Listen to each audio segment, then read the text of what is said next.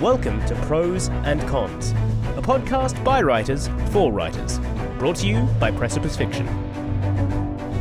Precipice Fiction would like to acknowledge the people of the Eora and Durag nations as the original custodians and storytellers of the land this podcast was created on. Hello and welcome to the Pros and Cons podcast, a podcast by emerging writers for emerging writers.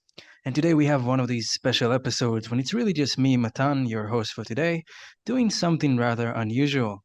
Sometimes we will send one of our members to the far corners of the earth to dig up one of these masters for you to listen to. And today we have a special friend of mine, someone I actually know from real life, and someone who happens to be a very successful writer herself. So, listeners, I'm proud to introduce to you the one and only Sapir Englard. Hi. This is the point where I prop you up, Sapir, and I tell our readers that you are the author of the MILLENNIUM Wolves series, which is quite a massive hit on an app.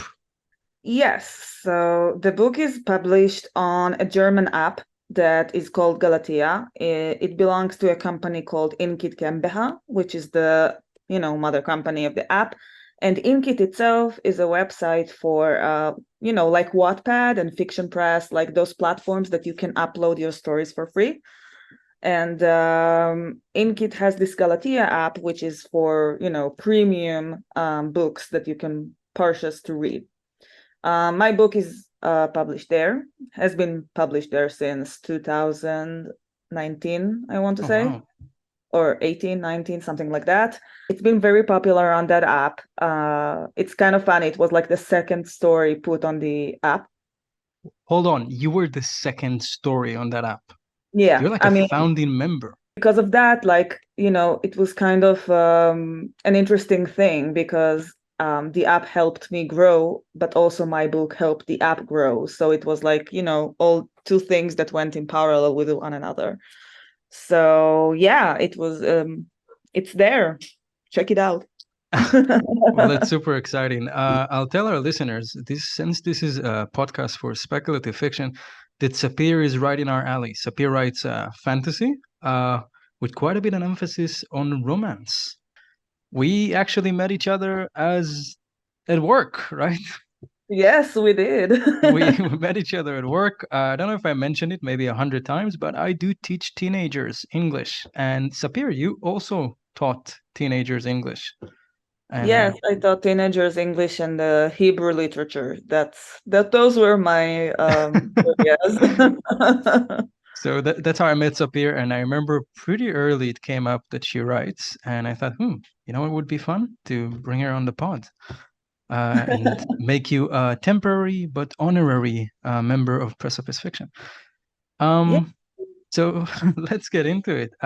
So many questions I want to ask you, but I'm going to start with something a bit deep. You're a successful writer. It is undisputable. You are a successful writer. You've had 125 million reads on the app. And more than that, you've also been traditionally published. You have books in France, right? You are a writer, but still I find like a lot of emerging writers kind of struggle with the imposter syndrome. So I wanted to ask you, at what point in your life or career did you fully embrace I'm a writer? I think it was only very recently, to be honest. So just a little background. I've been writing books since I was about 15 years old.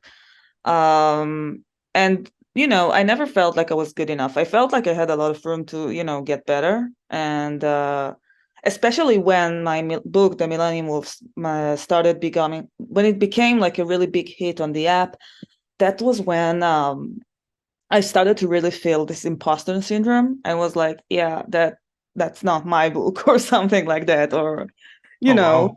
Yeah, it kind of it was kind of a really rough time. I felt like this book. Okay, newsflash, I wrote this book when I was 19 years old. It was 9 years ago. Wait, you wrote it 9 years ago, but you started publishing it in 2019. Yes, and Okay. that means that I was in my 20s already. And by the time that I was in my 20s, I really did not like that book that much. I mean, it was fine. It was just a book I wrote, and I did not expect it to be successful whatsoever. So when it became a success, I was kind of like feeling, no, no, that's not true. That's not correct. This book is not worth that much. Wow. Yeah, and I really struggled with it until really pretty recently when some deals are in the making for another book of mine that I'm very proud of. So the point that I started to let go of this imposter syndrome was when I realized that, yes, my writing is good, and this new book that I'm working on and is going to be published at some point in the future, you know, it was kind of the affirmation that I needed that I was actually good, you know, like the confidence boost that I needed because it was something that I lacked. And now I can say, like, with a wholeheartedly, that I'm a writer, that I'm an author, and not feel like it's a fraud, you know. So I gotta ask you, you've really had success, and it's becoming harder for you not to admit that you are in fact talented because it's staring you in the mirror every day. But what kind of advice would you give to writers who haven't had that success yet?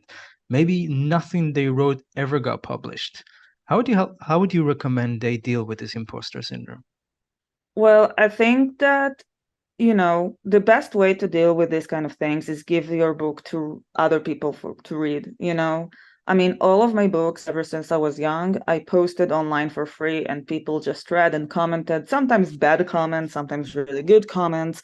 But it was my way to also grow as a writer and also as a person because it helped me understand, yes, this is my writing. It might not be perfect, but, I can get there. I don't want to say self-assuredness, but it's more like it takes a lot of motivation and inspiration to get where you want to be. And it's really hard. I mean, I know where I was like 9 years ago, 10 years ago. I was in a completely different place, and it was very hard for me to even imagine that I will get where I am right now. So, but I kept on doing stuff. I mean, I didn't think about it too deeply. I was just like, yeah, I have this list of things that I need to do. This is going there, this is going there. And I just, I went for it very straightforwardly without like looking sideways. So my best advice, I guess, is just kind of like cut out the background noises in your head that tells Mm, you that you're not good enough. yeah, I mean, it's easier said than done, obviously, but then yeah, for sure.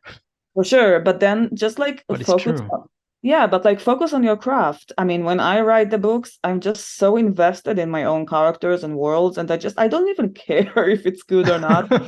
At some point, I do sometimes care, but just to go for it and find the solutions to any problems that I might have.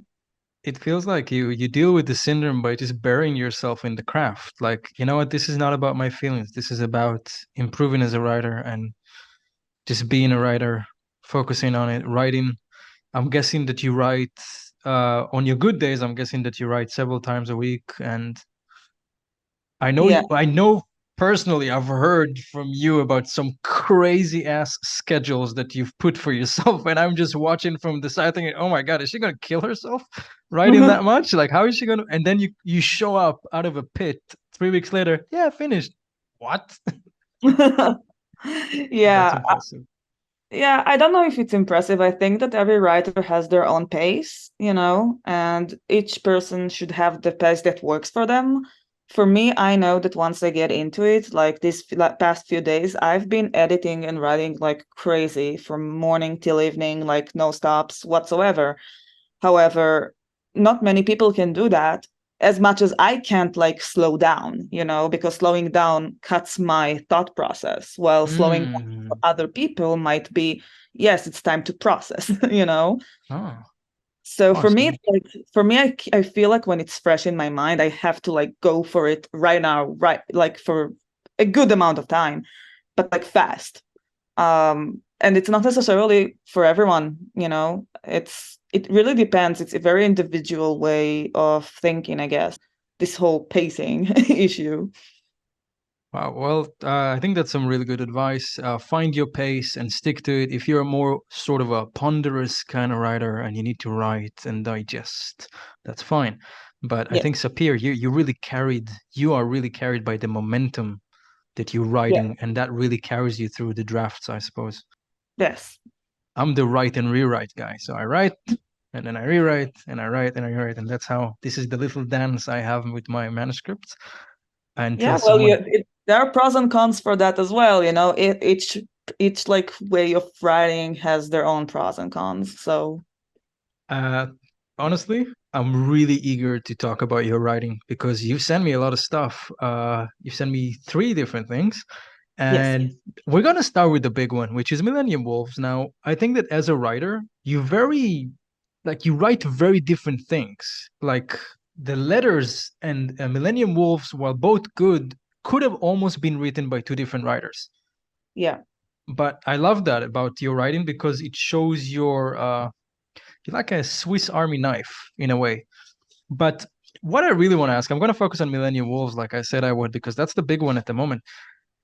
Your, I'm just going to say, the sexual tension is freaking electric in that book. Like I could feel it crackle through the page, and I'm like, oh my God, like it's been 20 pages. Where's this? When is this going to explode? And I know that for a lot of fantasy writers, let's be honest, a lot of us are huge nerds. Like I'm a huge nerd. I don't think I've ever been in some of these situations, and yet a lot of times we gotta write these really charismatic, sexy, attractive people, confident in ways that few people really are. So I wanted to ask, how do you approach a romance in a novel, and how much inspiration do you take from other great romance novels, or from life, or from stories you've heard, or do you just like conjure all of it from your own imagination? Well, to touch on your last point, I think that, no one can really conjure everything. Everyone is inspired by other people, whether they like it or not. I believe that a lot of the romance books that I read influenced me one way or another without me even realizing it. I even sometimes when I go back to the Millennium Moves and I read a few chapters, I'm like, yeah, I see that like I wrote a sentence that is very similar to one in the other romance books that I read, and then like I didn't even notice it at the time of writing. Um, Speaking of romance in general, I mean, I don't know. When I wrote the Millennium Wolves, I was funnily enough inexperienced whatsoever in everything. Oh wow, really? You were Yeah. you were 19, right? I was 19. I was like a late bloomer in my own right. And I did not even, I barely even kissed a man. I did not know Wait, anything. so you've never dated the leader of a werewolf pack? Is that what you're saying? I know this is crazy, right? I'm shocked. So back then I was just like this really shy, very introverted person, and all of my inner thoughts. And so that was my way of writing that book. However, as you grow, you approach this genre in different ways, especially romance, because romance is something that most of us experience in different stages in life. So, when I first experienced it, it was very different from what I thought it was. There was no Very growling. different. Yeah. And then I found myself writing a book, kind of, a romance book that kind of ends on a really bad note Oh. because that romance of mine ended on a bad note. And I was like, no one is going to be happy, not even my Oh character. wow. I imagine you going back and rewriting a happy ending, like why should they be happy? Oh, no, Uh no. Once I'm happy, I don't go and change endings that way. so how do you build tension between characters? Well, We're talking about sexual tension, romantic yeah, yeah, yeah. tension. So usually, between two characters, it can be I first establish their characters first. I mean, I establish in the Millennium Wolf's case, the female character is very stubborn, very bullheaded, very narrow-minded in a way. She's a While, redhead. yeah, she's a redhead. And the male character is more of a down-to-earth kind of guy, but still somewhat stubborn. And because two stubborn people butt heads, that's kind of how it goes. So I kind of, once I set down the characteristics of these characters, I just let them write themselves in a way because I Mm. understood them so deeply that I understood how their dynamic is going to work. It's not something that I can really put into words, and I don't think you should, It's sometimes you just need to understand your characters to the core and just let them lead you. And yes, it's about sexual tension as well, because, I knew that these two are going to end up together or whatever, yada yada, but I mean, I knew that the way there is going to be, yeah. So I just let them, write it themselves and just like be stupid and idiotic and cool and funny and whatever. But it all depends on how well you know your characters, and it's not just about like building sexual tension, but any sort of dynamic between characters. You just need to understand your characters. I hope that makes sense. No, it definitely did. I do think that once you've established characters firmly, at least in your mind, you don't even have to write it down. Yeah. Then things just sort of happen. Yeah. Early in my writing career, I thought like a character can't surprise me. I am the adult in the room. What do you mean? But Oh. but then I then I started making character sheets, and I'm like, oh wait, what are you doing? No, okay, I'll just follow you and see what you're up to. And Yeah. yeah, it's fun in a way to lose control like that. Yeah, I was supposed, by the way, that reminds me that in the current book that I'm working on, in its original draft, I killed one of the characters off because I didn't believe that they had anything else to add to the story beyond a certain point. However, when I started working on it, editing it, and rewriting parts and everything, I found myself just like being, That's oh my that's kind of God, awkward, isn't it? Like, I know I killed you, but would you mind hopping back? yeah, so I was like, no, you're not going to die yet. You're too evil for that. Let's do some other Ooh, stuff with you. lovely. Um, I just want to ask, you've read a lot of fantasy and romance, I guess, and I'm sure actually. Um, are there any tropes that you think an aspiring writer of romance, not even romance in fantasy, but romance in general, are there any tropes we should avoid? Yes. There are many of them. Where do I Just in start? case the video version doesn't come up, listeners, you missed a really great expression by Sapir. She was like, "Oh, hell yes." Anyway, I mean, it would be even easier if I said which tropes you should do, okay, sure. Because, okay, so romance tropes tend to be very hectic, very, and they're not, usually they are not executed well. In a lot of times, the, more boring or vanilla kind of romance tropes are the ones that work the best because no one needs to think too much about writing them, such as friends to lovers, like childhood friends becoming lovers in later lives, or, You've you just know, attacked like 90% of animes, basically. oh yes, I do. We It's not we love very, animes on the pod. We just, yeah, I love animes as well. And yes, I attack them because it's the same old thing. And it's like, yeah, well, it's very easy to write because your characters are already know each other.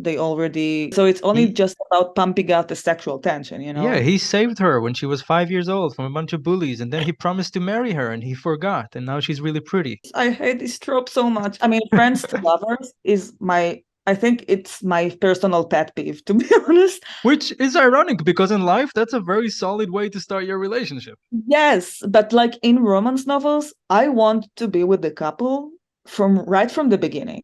And that means that from the moment they meet each other until the moment They they die in each other's arms. yes, but like I want them to, I mean, it can also happen when you like follow a character since they were children and everything, if you talk about childhood friends to lovers, but it just lacks. Ooh, I see what you mean. You don't mind the childhood friendship. You just don't want it to be like a cop out, like an off-screen Yes, thing. Like, oh, you don't yes, know that, but they're already kind of into each other. I was too lazy to write it, so it happened. You weren't there. yes. I I see. want to see this stuff happening. I'm nosy. I like just, I like seeing this stuff, but obviously, I mean, it's not my favorite trope, but when done right, it can be done right in that regard. But if it's all off screen and then you just meet the characters when they're like, yeah, we like each other, but we won't tell each other because we reasons, then it's like, so what are we here for? I want the falling in love. I want the being friends. Wow. One more thing I wanted to ask you about Millennium Wolves. You did something really interesting because a lot of the times in writing, we can milk a lot of tension from misunderstandings or the things that we don't know. Now, in romance novels, it can come into effect where we know what one character is thinking, but we don't exactly know what the other character is thinking. Like, we know that the knight is really, attracted to the princess, but we have no idea if she sees him as anything more than a bodyguard. Or the Yeah. opposite, the princess likes the knight, but she doesn't know if he sees her as anything more than job. In your novel, we actually get to see what both characters think because each of them gets their own chapter. And we kind of do this back and forth. Is it something you would still do if you rewrote the book? And if yes, what do you think is the strength of that approach? So that's a complicated question, and I'm going to divide it into a few parts. So bear with me. The original draft of the Millennium Wolves included only the female character's point of view. Oh wow, I didn't. Okay. Yes, I was like, all my books up until the recent book that I'm working on right now only included one character's point of view, usually the woman, because when Millennium Wolves got to be published, basically, my publishers thought that it was not long enough, and that's why they told me, yeah, we think that maybe you or we or whoever need to, like, we can add, like, the point of view of another character, say the other main character. I'll just say that because of the nature of the app, longer novel means more profit for the Yes, publisher. yes, that's very true. And I debated it. I did not exactly like the idea initially because I like to just be in the dark when it comes to things. I like being in just one character's state of mind and whatever. This is why even in my current book, when I write the other person's point of view, first of all, there are like only 2 chapters of that. And second of all, it's in third person and it keeps the mystery It's more still. distant, yeah. Yes, but in this case, I was talked into doing this in many ways. Okay. And I just did it, and I don't know how I feel about it still to this day. But it's kind of like the hazards of publishing, I guess. Sometimes you do stuff that you don't want to. And I think I came to be at peace with it. I gotta say, I really enjoyed the Aiden point of view. I didn't butcher the name, did I? No. Because it's like, in these video games like Warcraft 3, where the map is dark and as you walk, there's more light.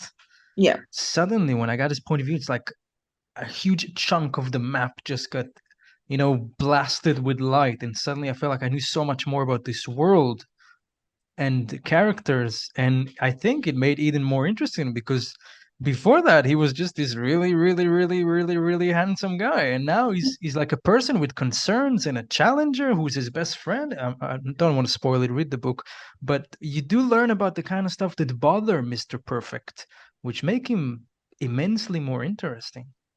Yes, that's again something that, because the original draft was, all the characters were kind of one-dimensional in that draft. I don't even bother denying that. And Aiden too came off as like this really, I'm a male, I'm an alpha, I'm gonna fuck you, Woodloo, all I these wish you things. could see her expressions. Sorry. So nowadays, let's say, again, I wrote this book 9 years ago. Nowadays, I understand there is the need sometimes to have this point of views and to soften a character and show other layers. Well, I think it worked out pretty well, but hindsight is 2020. Oh Um, yes. I will just say, you have a really cool thing in your book. You got those scene breaks. Now, most of the time, scene breaks are just like 3 hashtags or 3, beautiful sigils. But your scene breaks are actually text chains, which I absolutely adored because some of them are so cringy and in the best possible way. It felt like you know, a loading screen in a video game that's meant to entertain you. Yeah. So, how did you get the idea for those? Yeah, so those were not actually my ideas. It was my publishers. Okay, let's give the credit.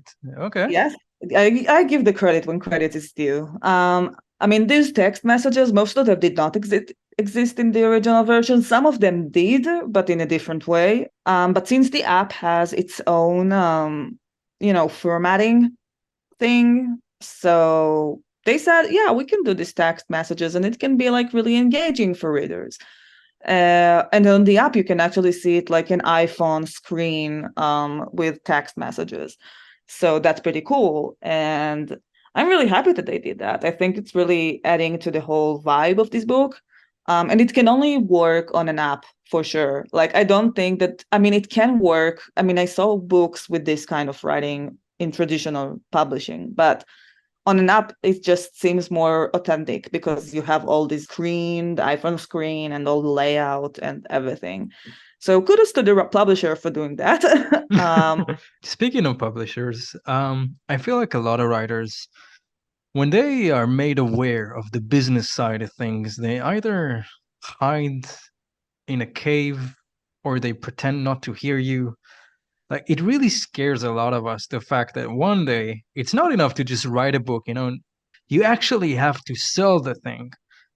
And I just wanted to ask, you've had a lot of time in the business side of things. You've been with publishers, lawyers, agents, contracts, Yeah. book launches, festivals, probably a lot of other things.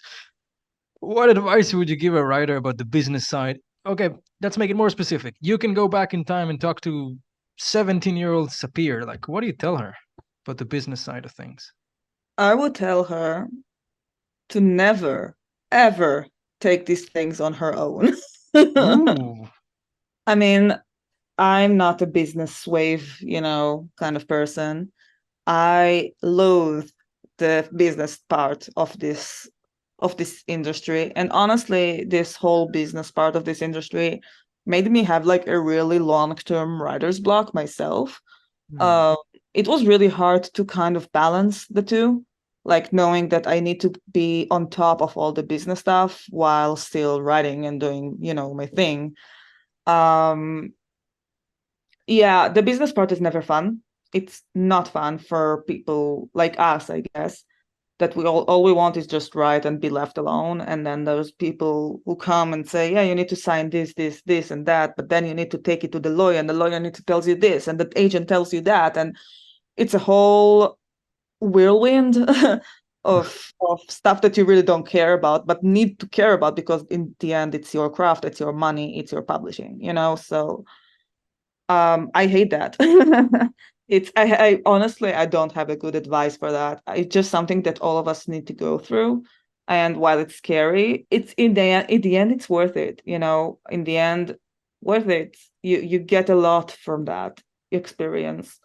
And again, without the business aspect of things, your book will never be out there, The business aspect is inseparable from that. So swallow your tongue, brace yourself, and get in there, honestly, because there's no other way to do this unless you're a business swavey kind of person.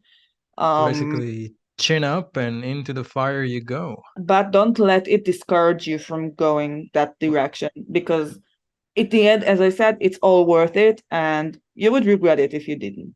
Well, that is advice, isn't it? Don't let it discourage you. Yeah, I guess, in a Uh, way.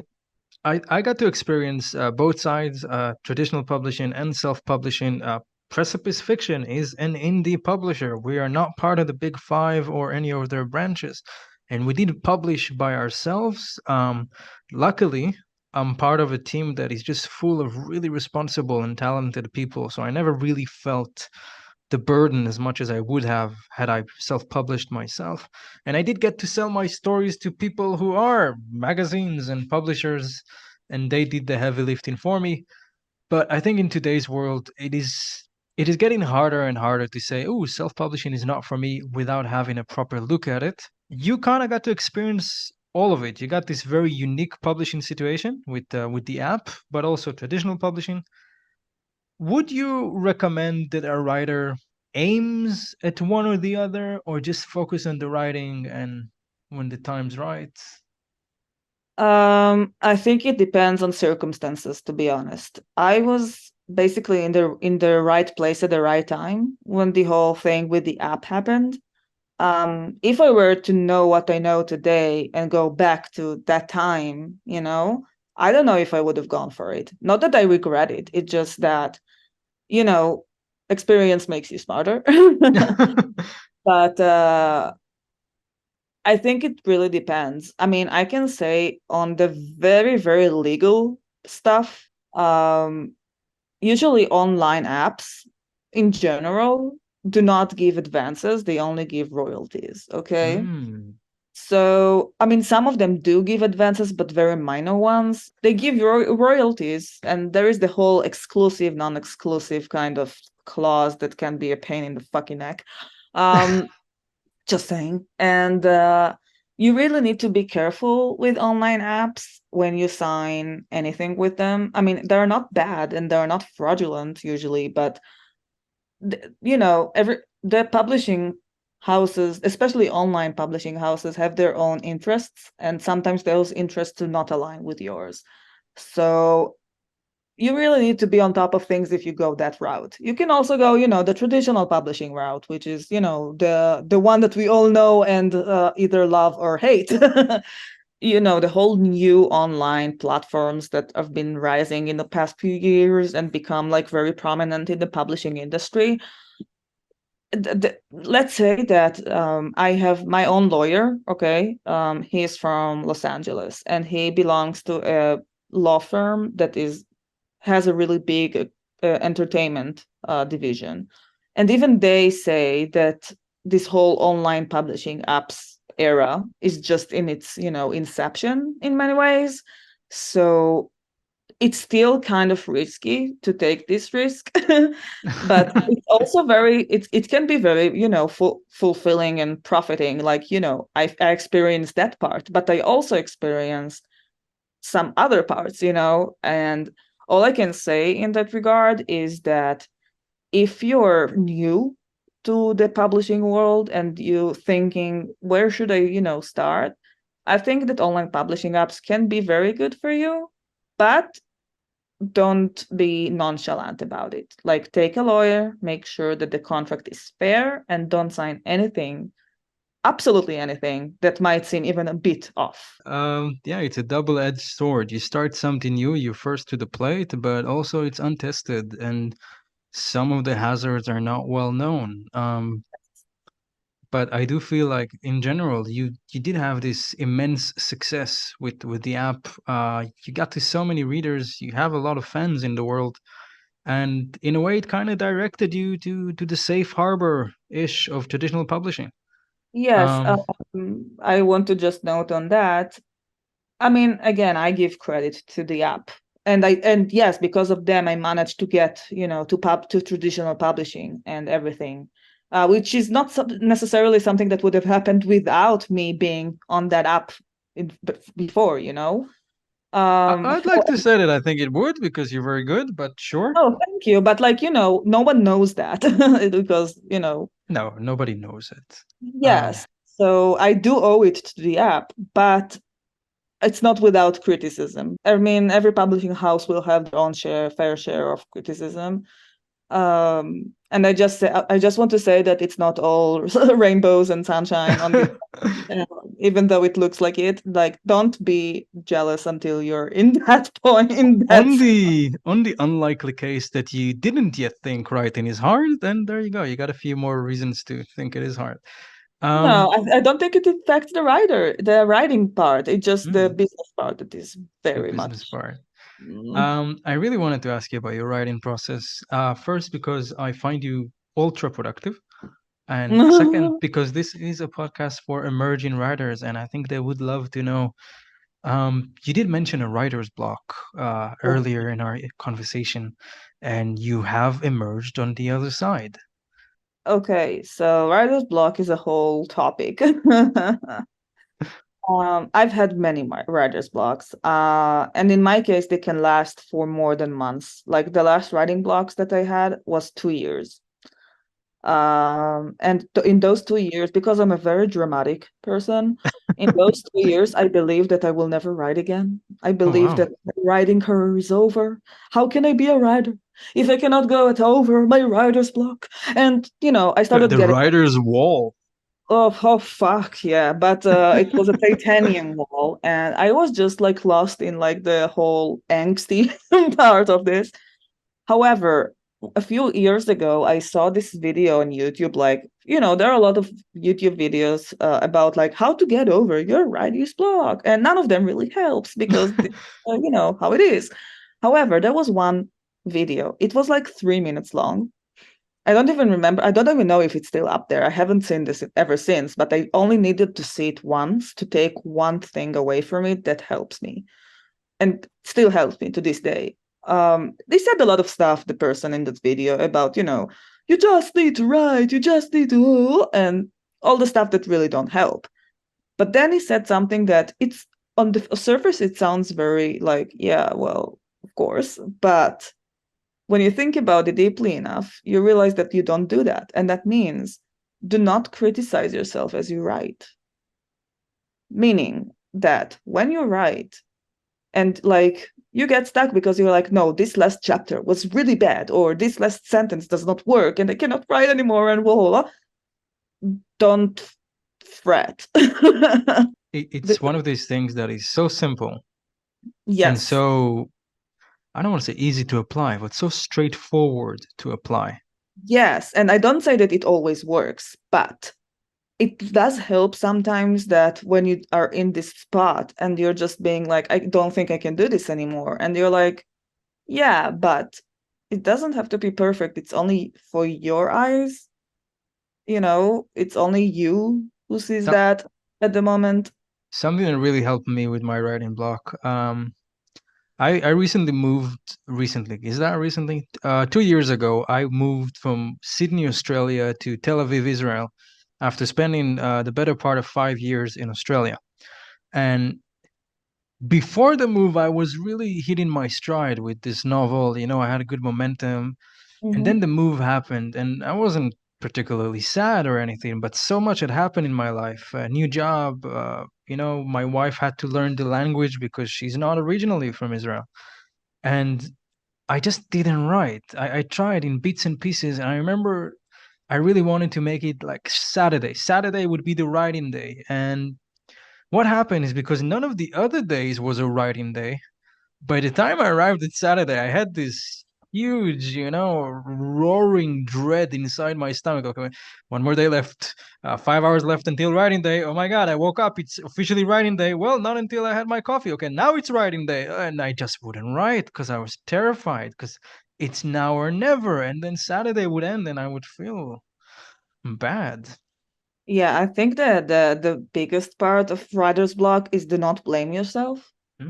And not like say, oh my God, you promised yourself you're going to do this. And then just, it's like doing when you don't do homework for school, okay? You don't do this homework. Just to say, our students never do their homeworks. They never look like they're upset about it. Yeah, well, the students that we have are Gen Z. Special, just in case you listen. You're great. Love you guys. Memorize your words for the test. Anyway. I'm not your teacher anymore. I hate you. Anyway. I just wanted to say what really helped me with that is that I have this book that Ali Burnham from Press Fiction, or was it Phoenix? One of them recommended me this book called Bird by Bird. It's a book about writing. I'm so sorry I can't remember the name of the writer. It's a fantastic book. And she just says somewhere in the pages, just forgive yourself and write the shitty first draft. Just let it go. Once you write the shitty first draft, first of all, like Sapir said, no one has to see it. Just let it out. Then you fix the hell up. But let out those, that first version of your writing. Don't criticize yourself, like you said, while you're writing, because that's just really counterproductive. Yeah, I mean, it just slows everything down, and then you can just drown in your own despair with no way out. And you don't want that. You really don't. I would love to do a podcast with you. We just being depressed about it, like just letting it all out. Oh wow, I can do that for days on end. Okay, we'll meet for a drink sometimes in the next few days and let it out. The final thing I really wanted to ask you, first of all, your advice has been amazing. What writing advice would you give? Like we did the negative stuff, how you deal with writer's block, but what's the biggest writing advice that you learned the hard way and you'd be kind enough to impart on our listeners? Honestly, I don't think it's about learning anything. I just know that the human way is to get better with practice. And, the more I wrote, the more I realized how better I got. I mean, I can go back to when I was 15 years old and finished my first book in Hebrew. And then Ah, I see that and I'm like, yeah, I'm not there anymore. So the only thing that I learned is persistence, basically. Like, if you really want to write, if you really want to be a writer, or even a published writer, whatever, or even if it's just for writing for yourself, but if you want that, all you have to do is just keep the practice going. Like, because if you stop, you can always go back to it, but it just, how do I say this? You won't get better unless you practice, like in everything else. Like when you play the piano, you need to practice to get better at it. And the only thing that I learned is that keep up the practice. There is really no other way to write other than writing. that's philosophical. Like the only way to write is to write. Well, yeah, I mean, it's kind of a no-brainer. Of course, nowadays there are like other ways to write, But it's true. It is true. but it's true. Like you can't get any like shortcuts. You don't have shortcuts when you write. It's either you write or you don't. There is no middle ground. And oftentimes you can only get to the good writing after you got the bad writing out of the way, and it's part of the process. Yes, it's part of the process. And maybe sometimes, you're lucky enough that your first draft is this amazing masterpiece that you don't need to edit whatsoever. But don't strive to do that, because perfect is not even fun. I don't know. I like when my writing is bad sometimes. I'm like, yeah, this is so shitty. How can I make I it love it. better? Sapir, this has been amazing. I just want to ask, for the sake of our listeners who have not yet gotten the chance to read your stuff, where can we find your materials? Please feel free to plug whatever you're working on at the moment. And just the final thing, so you don't forget the other things I asked. Will we ever get a Millennium Wolves movie or show, or is that ever going to happen? Well, for when you can get to read my stuff, at least the Millennium Wolves, you can read online on the app Galatea, which is available for both Android and iOS. Will soon be able to read the current book that I'm working on. It's a very hush-hush situation, but there has been some deals in the making, and this book, What is it about? Can we get something? what it is about. Well, vampires, because why not? And but it's kind of like a dark twist on vampires that I don't think anyone did so far, from what I read at least. I hope Cool. that they Yeah. bring something new to the table at least. So yeah, that is in the papers. If you want to follow me, I have my Instagram because I'm such a millennial. Woo! So yes, I have an Instagram, I have TikTok, which I don't update, but you can always follow. Um, yeah, and I also have my Facebook page. Just write my name and you should find me, I guess. I also have a website if you want to see that. It's not that interesting. But yeah, this is it. And how about that movie? Is that That movie. Well, all I can say in that regard is that many producers have already reached out to me in the past couple of years. And so far, in the foreseeable future, there's not any, aren't any plans. However, it can always change. So keep an eye out, maybe. Well, you heard it here first. Maybe it's coming. Sapir, you've been amazing. It's really fun that I finally get to share you with the podcast, because I've known Oh, you for stop a while. Thank you for coming on, and for all of you listeners, thank you for listening, and see you around.